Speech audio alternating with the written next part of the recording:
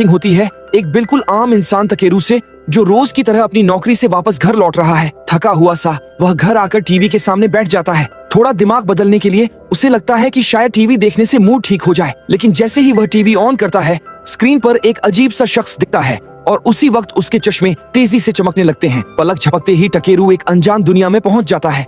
वहां उसका सामना एक रहस्यमय आदमी से होता है जो उसे चाय ऑफर करता है।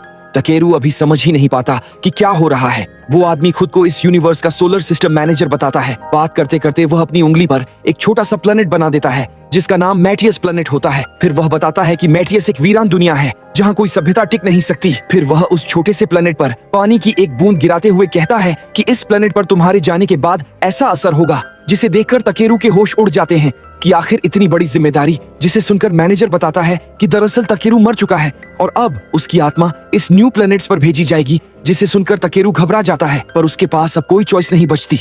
फिर मैनेजर उसे शांत करते हुए कहता है कि उसे वहाँ खास पावर्स दी जाएंगी और सबसे पहले वह देता है इन्फिनिट मैना। फिर हंसते हुए पूछता है कि तुम्हें और कुछ चाहिए क्या? फिर टेकरू एक क्यूट सा हिरम मांगता है और बस इतना कह देता है कि मुझे एक और एबिलिटी चाहिए। जिसे सुनकर मैनेजर मुस्कुराता है और उसे एक और एबिलिटी दे देता है जिसका नाम एक्सपेंडेड सर्च स्किल होता है, जिससे कि वह रेयर आइटम्स ढूंढ और बेच सकता है। फिर इसके बाद वह उसे एक बॉटमलेस बैग देता है जिसमें वह अनलिमिटेड सामान रख सकता है और मियन लैंग्वेज समझने और बोलने की पावर भी देता है। फिर इतने में टकेरू की बॉडी धीरे धीरे गायब होने लगती है, जिसे देखकर मैनेजर थोड़ा टेंशन में आ जाता है और बोलता है कि कहीं मैंने इसे ज्यादा तो नहीं दे दिया। और वहीं दूसरी तरफ टाकेरू के मन में बस यही चल रहा